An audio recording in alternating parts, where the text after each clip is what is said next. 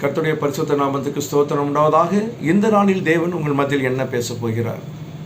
இந்த நாளில் புருஷர்கள் எப்படி தன் மனைவியிடத்தில் இருக்க வேண்டும் என்பதை கர்த்தர் தெளிவாய் பேச பிரயாசப்படுகிறார். புருஷர்கள் தன் மனைவியிடத்தில் அன்பு செலுத்தக்கூடியவர்களாக இருக்க வேண்டும், டாமினேட் பண்ணக்கூடாது.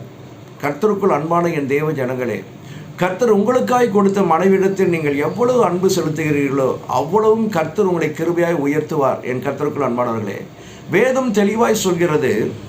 1 பேதுரு 3வது அதிகாரம் 7வது வசனத்தில் அழகாய் சொல்லப்பட்டிருக்கிறது.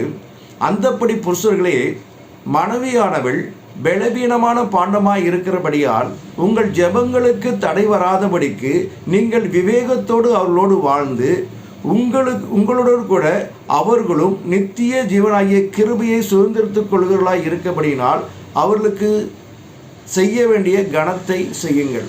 என் புருஷர்களை பார்த்து ஆண்டவர் சொல்கிறார், உங்கள் மனைவி தேவன் கொடுத்தது.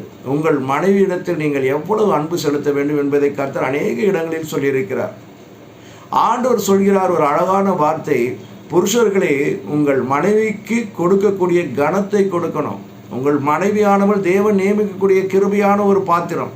அந்த பாத்திரத்தை கர்த்தர் உங்கள் கையில் கொடுத்திருக்கிறார். அதை நீங்கள் தான் கிருபையாய் பயன்படுத்த வேண்டும்.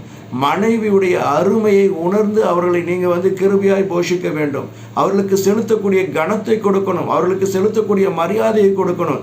மற்றவர்களிடத்தில் அவர்களை விட்டு கொடுக்கக்கூடாது.